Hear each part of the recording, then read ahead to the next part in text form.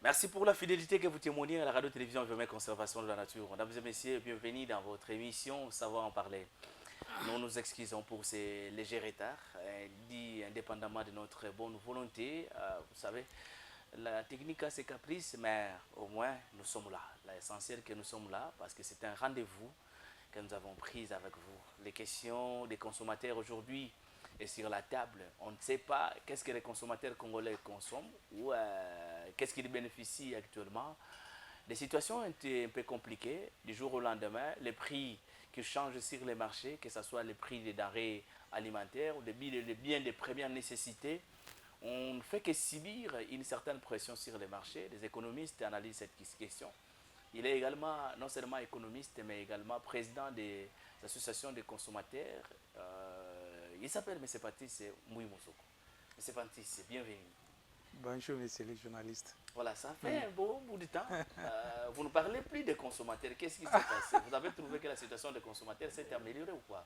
La situation des consommateurs, je dirais, s'est amplifiée de plus en plus, Okay. d'autant plus qu'on ne sait pas sur quel pied il faut danser. Les consommateurs, avec son pouvoir d'achat faible, Voilà, ils ne savent pas qu'est-ce qu'il faut acheter, comment satisfaire ses besoins, voilà. comment répondre positivement à ses besoins réels et tout ça, ça complique. La situation du consommateur est vraiment pénible pour le moment. Très bien, M. Patrice, on va vraiment entrer dans le bain du sujet, mais je vous ai présenté au départ comme économiste. Oui. En tant qu'économiste, vous êtes mieux chargé à porter un regard dans la société et puis voir ce qui se passe par rapport à la situation. De là, nous profitons. L'actualité, c'est que nous sommes dans la période que nous appelons la session budgétaire pour le Parlement de la République du Congo. Le Parlement va voter un budget qu'on est en train de spéculer déjà autour, je crois, de 12 milliards de dollars. Mais également, à côté de ce budget, on nous apprend quand même via le ministre du budget, Adolphe Mouzito, qui a déclaré que la dette intérieure de la République du Congo s'est explosée plutôt, allant jusqu'à plus de 12 milliards, dépassant de 4 milliards à 12 milliards, ce qui veut dire quand même que c'est une situation inquiétante. C'est une situation inquiétante. Nous disons d'abord félicitations au ministre du Budget pour avoir initié la consultation institutionnelle. Il a consulté les différents partis, ses pairs, pour trouver un lien de positif entre la réalisation et les besoins réels de la population. Je dirais un autre élément que nous ne pouvons pas oublier, c'est le changement du gouvernement. Je ne pense même pas que, bien qu'il y ait eu consultation institutionnelle au niveau du ministre, au niveau des vice-premiers ministres, ministre du budget, qu'il a eu toutes les réponses nécessaires. Parce que le changement du gouvernement, il s'est fait à la veille même de la rentrée parlementaire. Donc nous pensons que prochainement, le vice-premier ministre, ministre du budget, il aura tout le temps matériel pour vraiment consulter toutes les parties prenantes, même la société civile. Donc il s'est limité simplement à une consultation institutionnelle. C'est déjà un pas. Il vous a oublié, vous aussi, vous devez être consulté. Normalement, on doit consulter tout le monde. Il y a aussi les consommateurs, il y a les producteurs. Qui sont représentés par vos organisations. Oui, nous sommes parmi la société civile qui représente surtout la promotion et la protection des consommateurs. C'est comme ça, votre organisation s'appelle ASCOVI, c'est ça? ASCOVI, donc Association des consommateurs des produits vivriers. Et je dirais un mot pour dire que le budget doit d'abord être axé sur le panier de la ménagère. Donc un vrai budget, c'est ça. C'est lui qui permet au consommateur de voir son pouvoir d'achat. Je ne sais pas cet aspect des choses si vraiment on a tenu compte de ça. Eh bien, en reprenant la question, avant de revenir vraiment sur un budget, si ce budget qu'on est en train de, que le Parlement va voter ou rejeter, sera adapté par rapport à la question. Mais je vous ai posé la question sur la dette. La dette qui est allée jusqu'à 16 milliards de dollars. Qu'est-ce qui expliquerait cet accroissement si rapide de cette dette? Là, il faut faire une lecture exacte des budgets qu'on a présentés. Je crois que le public sera au courant lorsqu'on va adopter. Mais avant l'adoption, normalement, les documents publics comme ça de l'État, ces documents-là ne sont pas mis à la disposition du public, ni de la population, mais est-ce que ni ça de peut la avoir société. de l'inconvénient sur la vie quotidienne de la population ou de la nation tout entière? Ça peut avoir de l'inconvénient si normalement ça ne répond pas aux besoins réels de la population. Parce qu'en fait, les budgets, il n'y a que deux parties. Oui. Il n'y a que les recettes et les dépenses. Mais malgré tout cela, on doit tenir compte des besoins réels de la population. Et pour pour connaître les besoins réels de la population, il faut être en consultation avec cette société-là. Ce qu'on nous représente comme cette dette, c'est-à-dire la RDC a encore emprunté vers les institutions comme la FMI, les FMI et quoi encore, toutes ces organisations-là. Tout ce qu'on a emprunté, vous pouvez avoir, vous en tant que représentant des consommateurs, une idée de ce qu'on a fait. On a consommé ça avec quoi? C'est-à-dire l'État congolais doit à ses partenaires locaux. Il y a des fournisseurs qui fournissent certaines histoires à l'État. L'État, à travers certains marchés, il doit aux particuliers. Normalement, c'est ce qui fait partie de la dette intérieure. Alors la dette que nous avons de 16 milliards, là, c'est une dette extérieure? Non, intérieure, c'est bien dit.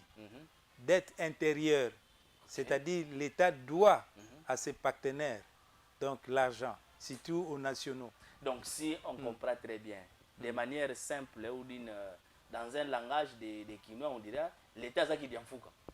Kidianfouka, c'est encore plus fort. Il n'a pas payé. Kidianfouka, c'est quelqu'un qui ne paye pas les dettes. Mais quand votre dette est arrivée, de manière simple, nous voulons parler vraiment des termes un peu vulgaires pour que tout le monde comprenne. Parce que... Donc, l'État, si on peut dire dans des termes simples et clairs, l'État a un banyongo. L'État a un banyongo. Et qui a 16 milliards. Mais maintenant, je ne sais pas, c'est dit à la guerre, c'est dit à quoi? À des travaux qui se fait, des travaux infrastructures qui se fait actuellement. Je ne sais pas exactement. Il n'y a que le gouvernement qui peut dire à quoi est dit cette dette-là. Vous, en tant qu'économiste, dans ce sens, le fait d'avoir atteint le point d'achèvement, je crois que c'était en 2008 ou 2007-2008, si je ne me trompe pas. Et puis, aujourd'hui, revenir encore, c'est que nous sommes revenus au-delà d'un pays très pauvre et très endetté. Nous sommes revenus encore dans le statut ancien. Donc, disons bien, dans l'État, il y avait un programme de la Banque mondiale, même du Fonds monétaire international. Dans ce programme-là, on parlait de donc pays pauvres, très endettés. Donc, nous avons déjà atteint, dans l'État, quand l'actuel ministre des Budgets, il était là, comme Premier ministre, on avait déjà atteint l'achèvement. C'est-à-dire, on était à mesure d'honorer nos engagements vis-à-vis des tierces personnes.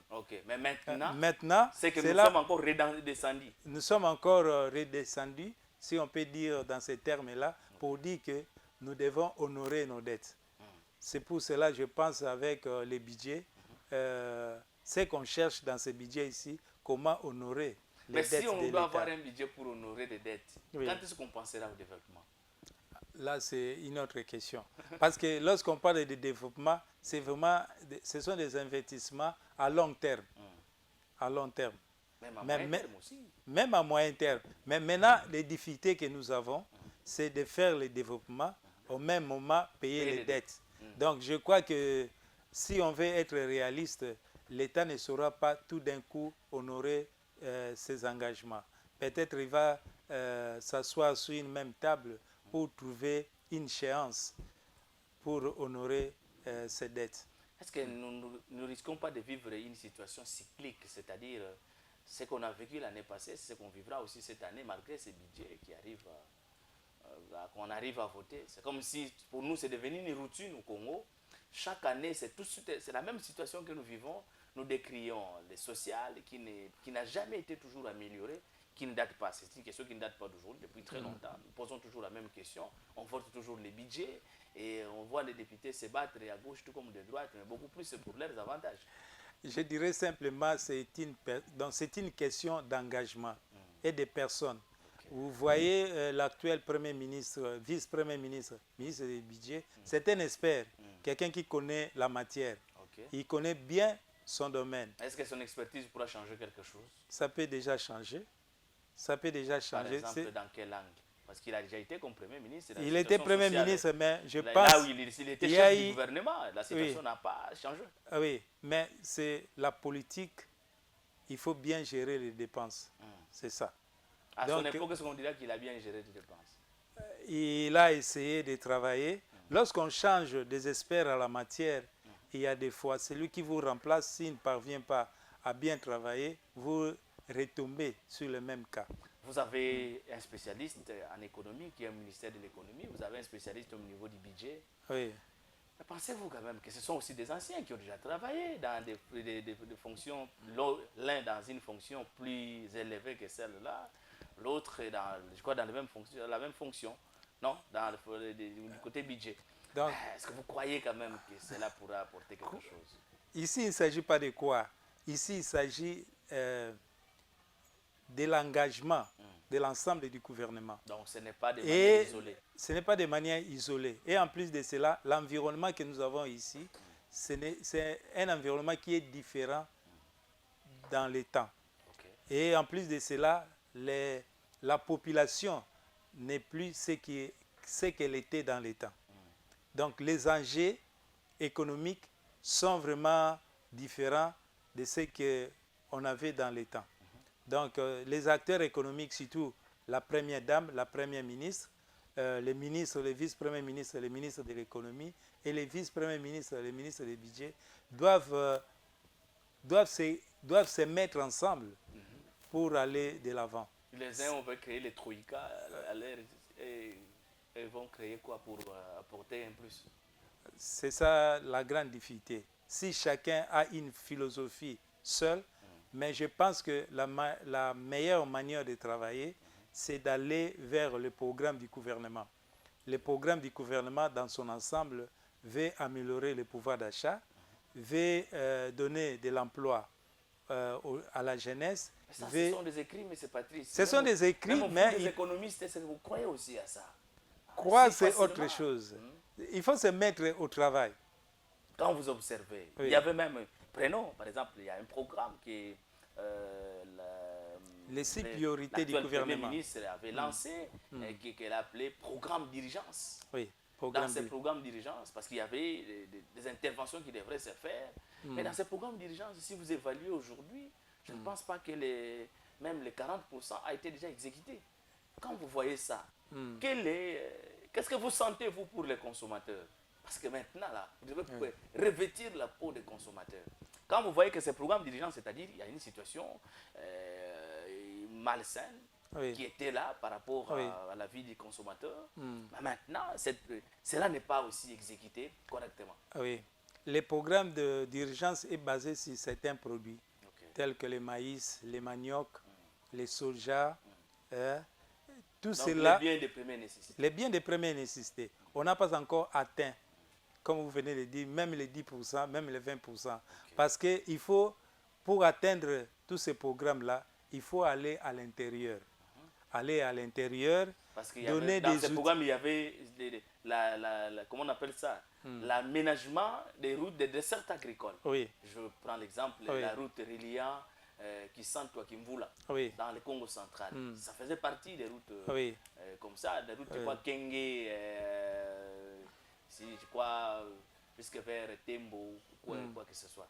Toutes ces routes-là, pour ne citer que ça. Oui. Mais vous sentez quand même, surtout pendant cette saison sèche, vous ne pouvez pas rouler. Oui.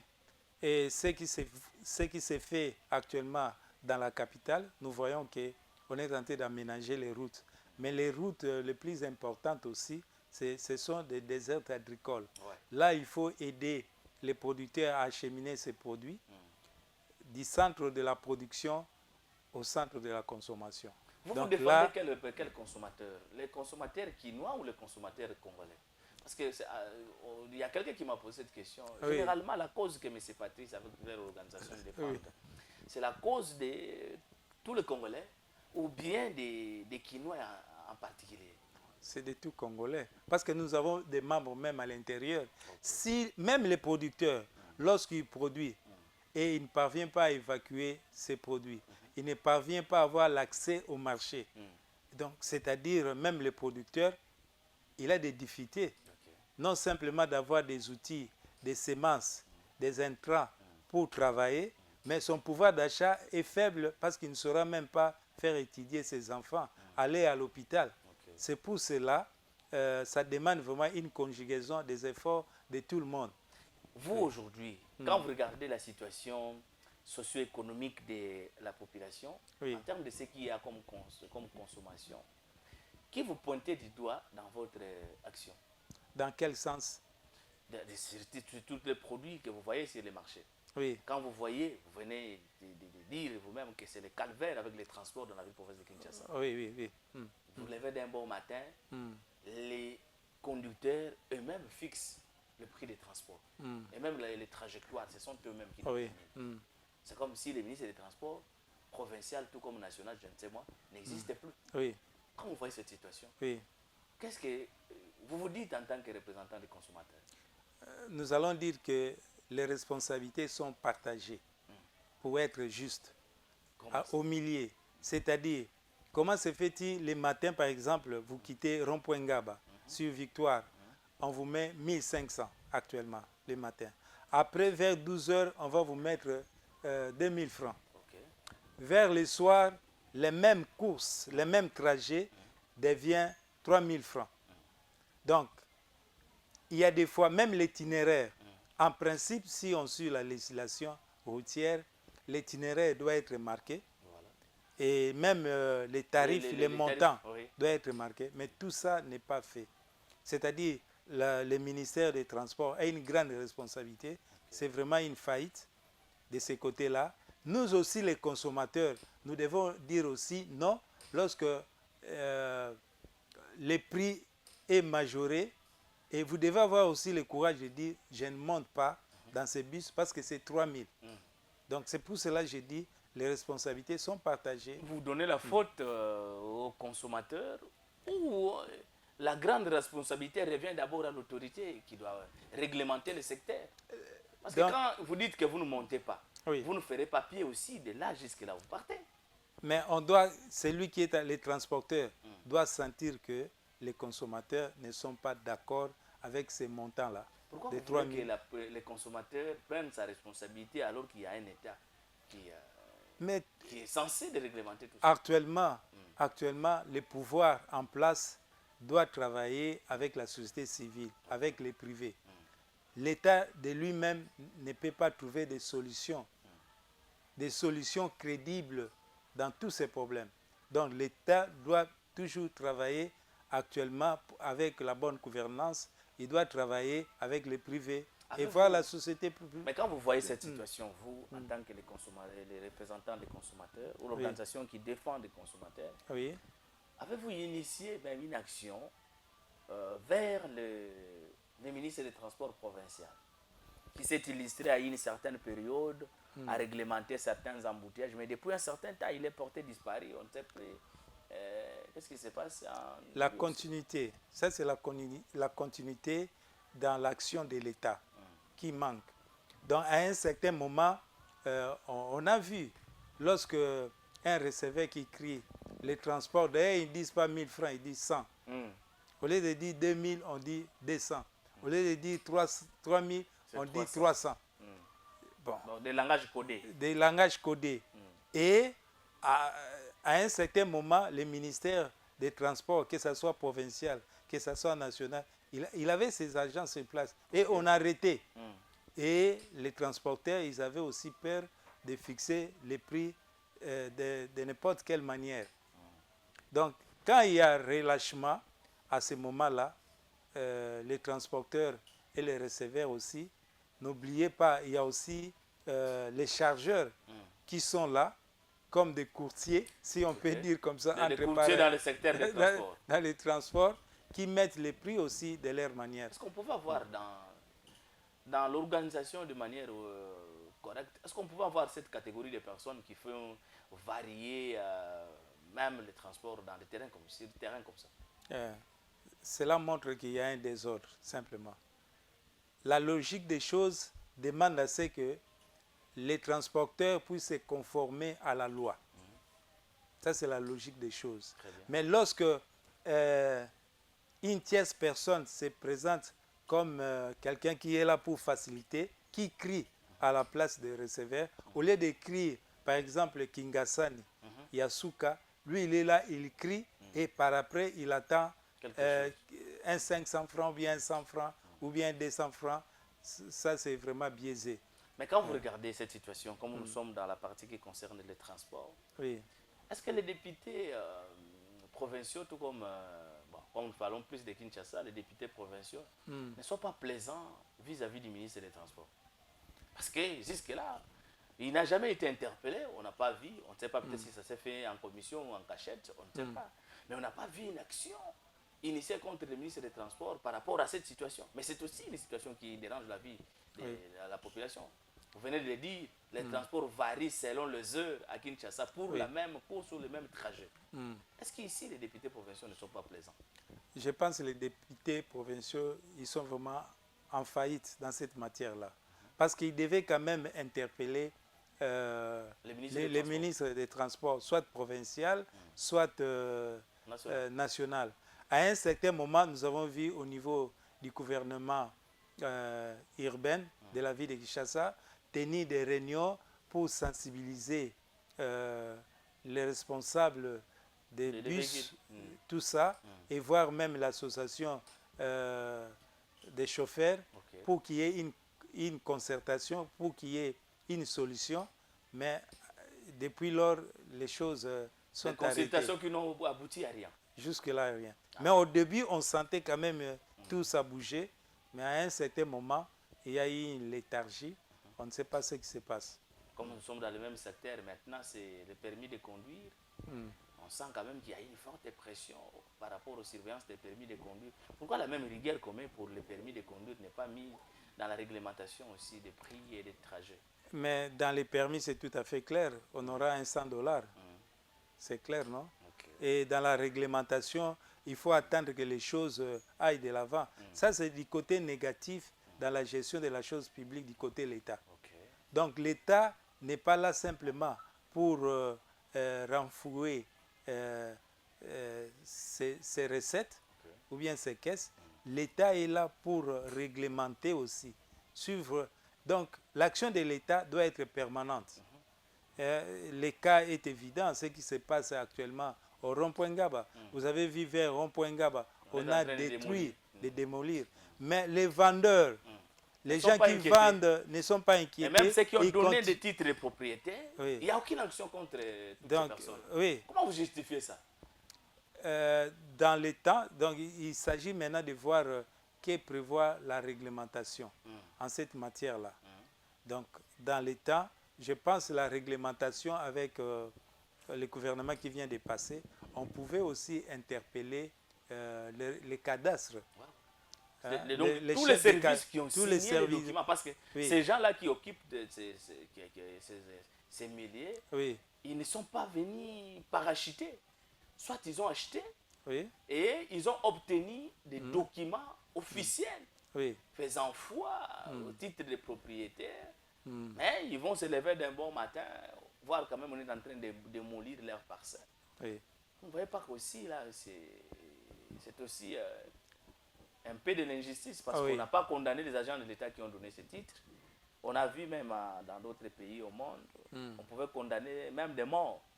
Si la personne qui a signé les documents qui est déjà décédée, mais il y a un procès où on condamne quand même les morts. Pourquoi ici, chez nous, on ne peut pas faire sais que chez nous, ici, ceux qui sont là. On poursuivait les agents des cadastres, les gens qui travaillent au ministère des Affaires foncières, pour venir se justifier.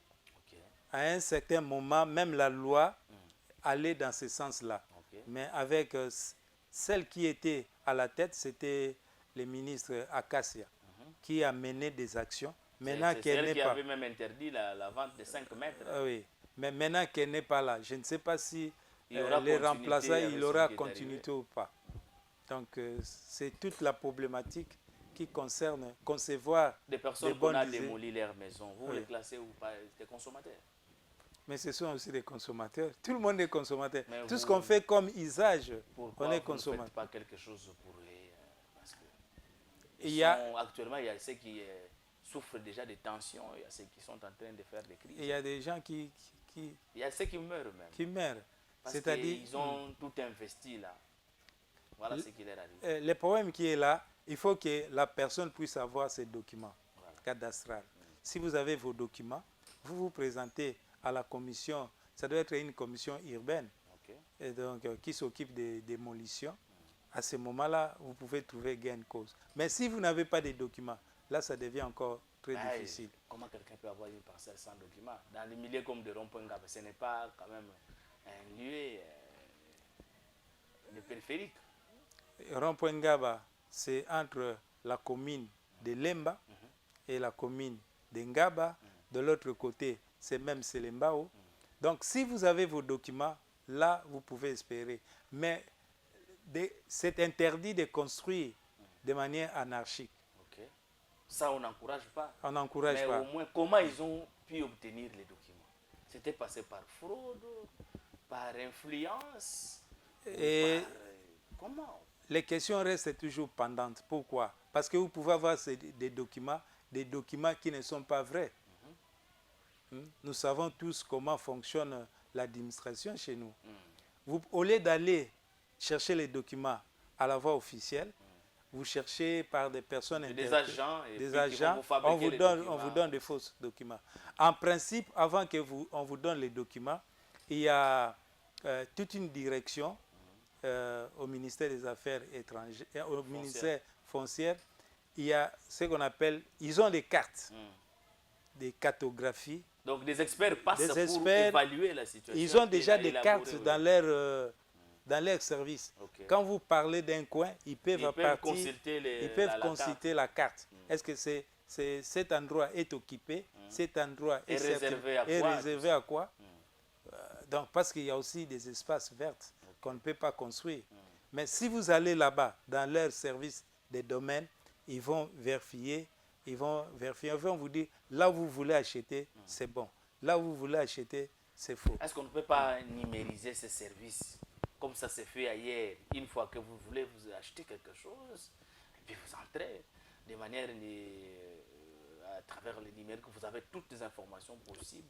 Et puis vous pouvez ou ne pas vous engager. Si vous vous engagez, vous savez ce qui va vous arriver. Pourquoi il faudra toujours aller chercher des vieilles cartes et puis...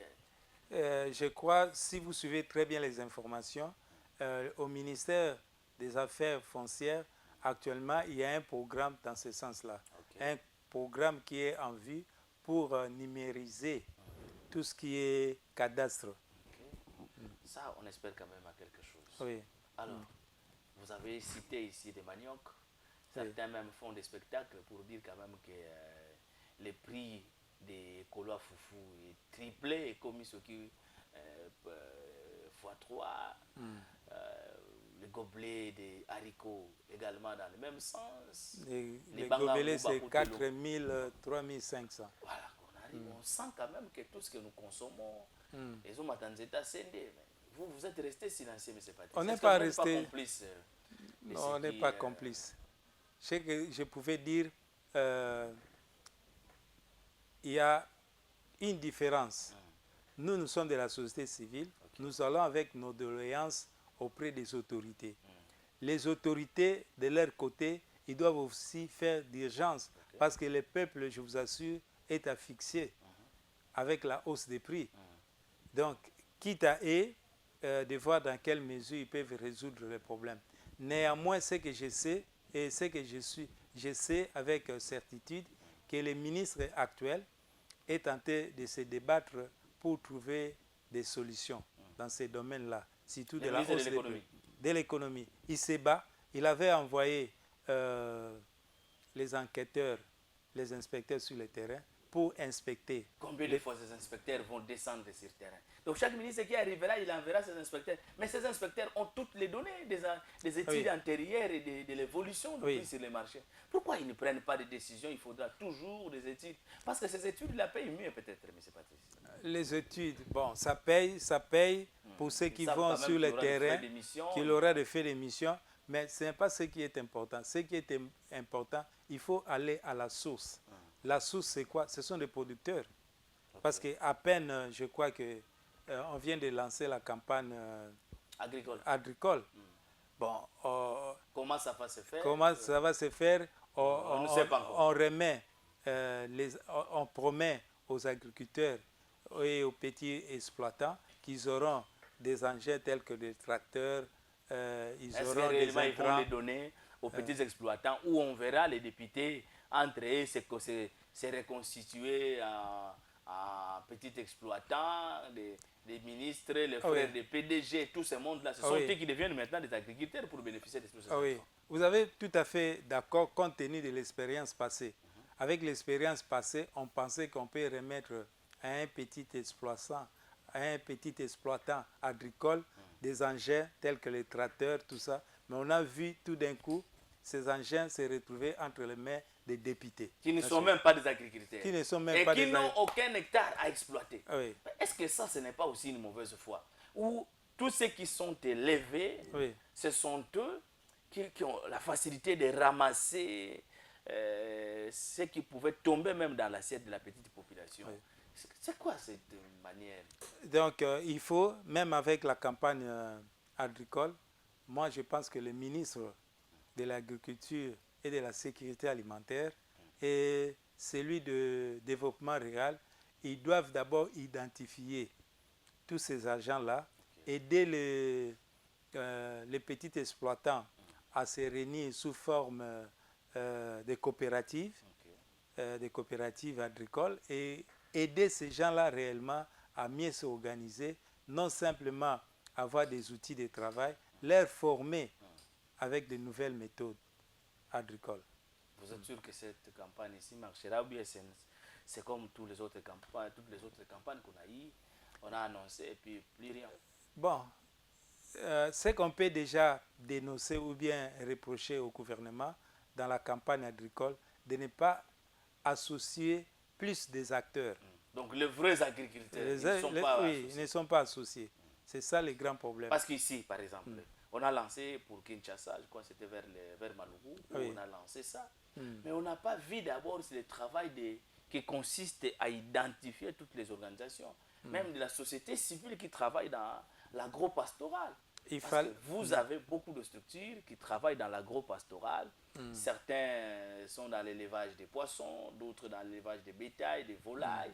Mais certains même sont des agriculteurs vraiment qui ont de l'expérience sur le terrain et qui cherchent des appuis de gauche tout comme de droite. Mais on lance une campagne et ces acteurs-là apprennent ça par la voie des ondes. Vous ne sentez pas que c'est aussi un échec planifié au préalable? Je dirais que ça, ce sont des défauts et des failles. Donc, il fallait donner l'accès à tout le monde de bénéficier. S'il y a des intrants, il y a des semences, il y a des tracteurs. Donc, tous ces biens-là doivent atteindre le plus grand nombre possible.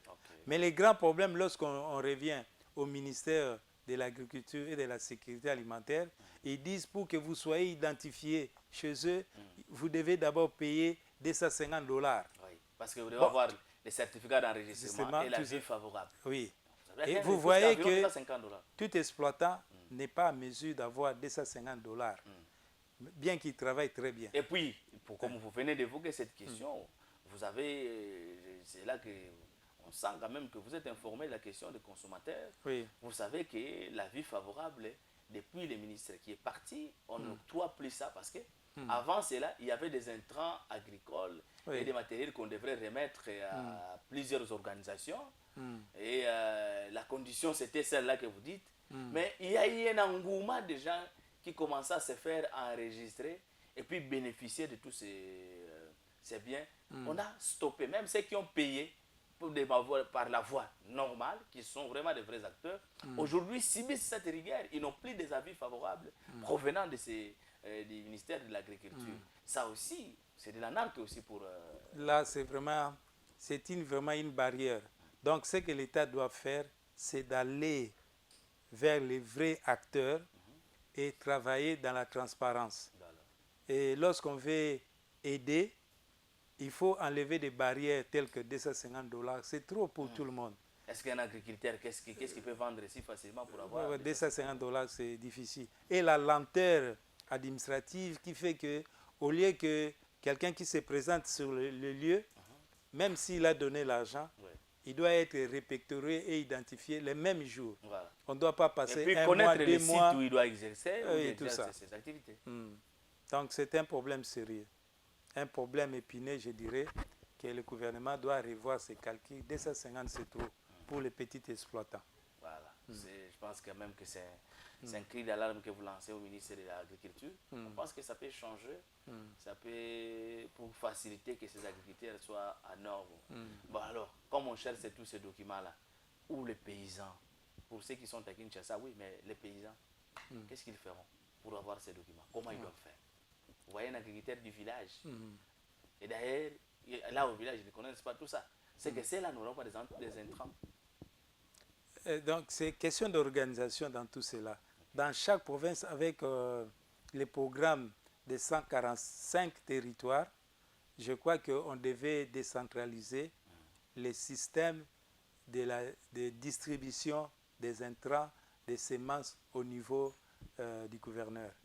Donc, c'est les gouverneurs, chaque province, comme nous avons 26 provinces, chaque province peut s'occuper de ses agriculteurs, des petits exploitants. Là, ça ira. Mais si tout le monde dépendait de la ville de Kinshasa, ça sera en tout cas difficile. Parce que les gens doivent quitter les provinces pour venir chercher un tracteur ici, pour venir chercher des semences, pour venir chercher des intrants. Ça sera difficile. Une question d'un consommateur, M. Patrice. Il pose la question, vous, dans votre manière de défendre les consommateurs, vous ne parlez pas aux entreprises téléphoniques. Parce que quelqu'un achète ses minutes aujourd'hui, il oublie d'appeler, jusqu'à demain à la même heure, ces minutes sont volatilisées comme ça, et puis il a perdu l'argent. Pourquoi il n'y a pas des actions contre ces entreprises? Parce que pas seulement des minutes, des mégas et tout qu'on sort. Je peux dire, dans cette matière-là, dans tous les secteurs, il y a des problèmes. Que ce soit dans les secteurs financiers, avec des institutions bancaires, que ce soit dans les domaines des télécommunications, c'est terrible. La qualité d'abord. La qualité des services n'est plus comme dans l'État. Voilà. Maintenant, quand vous appelez quelqu'un au téléphone, parfois ça peut aller, ça peut couper, ça ne marche pas automatiquement. Des liaisons de très mauvaise qualité. Oui. Tout ça, c'est en défaveur. Internet est très faible. Tout ça, c'est en défaveur du consommateur. Et il y a une autorité de régulation des télécommunications qui est là, qui a comme devoir de protéger les consommateurs et que les services de communication, que ce soit Vodacom, Airtel, Africell, Orange, ils ont le devoir d'abord de servir les consommateurs. Et le cas est frappant. Si vous prenez par exemple le cas de Vodacom, on vous dit vous achetez un forfait à $10. C'est pour un mois. Ouais. Mais avant même les mois, atteindre les mois. Donc dans 2 semaines, vous avez tout terminé. Même si vous utilisez ça intelligemment, je ne sais pas, rationnellement, vous verrez que votre forfait sera épuisé. Épuisé avant le temps.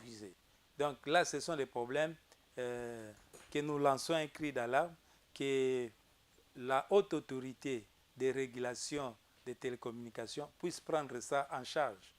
À un certain moment, nous étions dans les pourparlers, nous étions invités un jour pour qu'il y ait un partenariat entre les associations des consommateurs et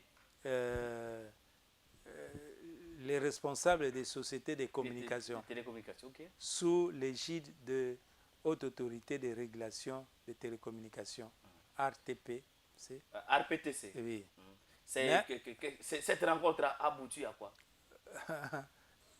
On s'est séparés à quai des Poissons jusque-là. Comment ça? Ça fait 2 ans, 3 ans. Vous ne vous êtes pas entendu avec eux? Oui, parce qu'on nous présente un document, on dit non, ces documents doivent être examinés d'abord. Bien que nous sommes des responsables, avant de s'engager, on doit consulter nos bases. Et lorsqu'on est rentré avec les documents, on a retiré les documents difficilement. En expliquant à nos bases, nous avons vu que c'est plus les intérêts des sociétés, des entreprises, que des consommateurs. Donc nous avons dit, mais et puis vous avez abandonné comme ça, vous n'êtes plus réparti pour faire les suivis.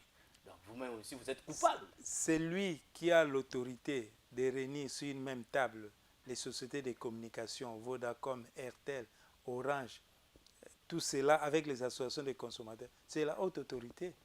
Est-ce que vous faites pression à cette haute autorité de manière à rappeler à ses missions? Nous sommes toujours... Notre mission, c'est de rappeler que les consommateurs doivent être protégés dans tous les domaines de la vie. Vous le rappelez où? Est-ce que vous faites des correspondances? Vous faites des marches? Vous faites de... Qu'est-ce que vous faites pour... Au moment où nous parlons, ils suivent. Ils suivent. On leur écrit. On leur écrit. Mais lorsque l'administration est lente dans le traitement des dossiers, là, ça pénalise vraiment les consommateurs. Et nous attendons ces derniers jours, et je crois que le vice-premier ministre, ministre de l'économie, se bat pour que dans un laps de temps, qu'on puisse avoir une loi sur la protection des consommateurs. Vous imaginez, jusque-là... Toujours comme ça. Toujours comme ça. Ça passe au Parlement, on ne sait pas valider. C'est quoi le problème? La personne qui doit porter cette loi n'est pas... Si le gouvernement doit présenter cette loi. Nous avons déjà fait notre part, c'est-à-dire élaborer, faire des critiques, faire des propositions à cette loi. Est-ce que ce ne sont pas les députés qui doivent porter ça pour que ça soit... Donc, ça bloque à quel niveau d'abord? C'est le gouvernement qui doit présenter ça au niveau des députés. Okay. Mais notre inquiétude est que si on change les bureaux, il faut que ça soit vraiment de manière rapide pour que cette fois-ci, que les consommateurs puissent avoir une loi.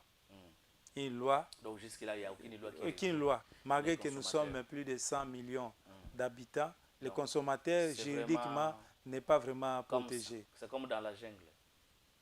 Donc ce sont les hommes les plus forts, les opérateurs économiques qui anéantissent le pouvoir d'achat du consommateur. Il peut mettre le prix comme il veut. C'est vraiment difficile.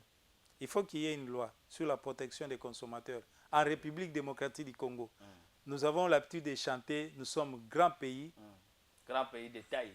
Grand pays, mais il y a des petits pays qui ont une loi sur la protection des consommateurs, une loi sur la normalisation. Nous, si déjà tout ça, pour le consommateur, on n'en a pas, et sur la normalisation? Sur la normalisation, il n'y en a pas. Vous avez dit l'autre fois que même des normes que nous utilisons ne nous appartiennent pas. Souvent, nous adoptons les normes étrangères. Et nous adoptons ça en normes nationales.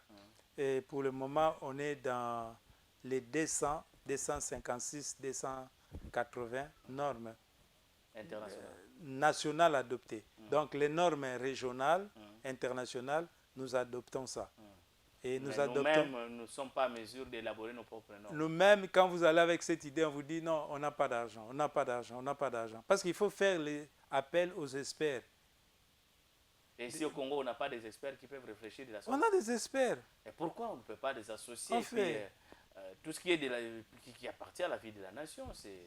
Oui. Et si les normes adoptées doivent être connues du grand public. Okay. Mais si vous adoptez les normes et le public n'en sait rien sur ces normes-là... Comme ce que nous adoptons, généralement les publics ne sont pas au courant. Oui.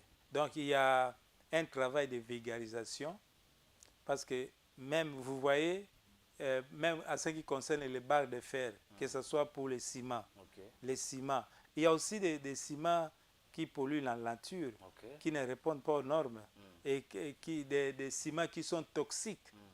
Mais nous, on utilise ça. On utilise ça. On ne tient pas compte. On ne tient pas compte de ça. Donc, il faudrait que le gouvernement puisse mettre... Si le gouvernement veut réellement améliorer les conditions de vie de la population, il faut qu'il y ait des normes. On ne gère pas un pays comme ça. Il faut qu'il y ait les normes. Ces normes sont... Vous faites appel aux scientifiques, aux experts à la matière, au secteur public, au secteur privé, à la société civile. Donc, ensemble, on se met sur la table, on décide comment va se présenter des bouteilles en plastique. Ça constitue un danger, non simplement pour la santé humaine, mais les bouteilles en plastique constituent aussi un danger pour l'environnement. Donc, de telles concertations vaut la peine. Au lieu de perdre toujours le temps, qui sera Premier ministre, qui sera Président de la République, c'est bon.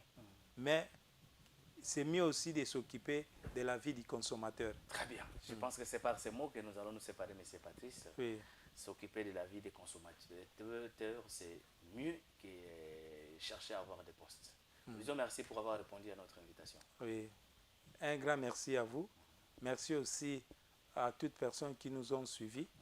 Et nous serons aussi disposés de prendre leurs desiderata, leurs besoins aussi en compte, leurs aspirations. Vous avez compris que M. Patrice, c'est le représentant ou le membre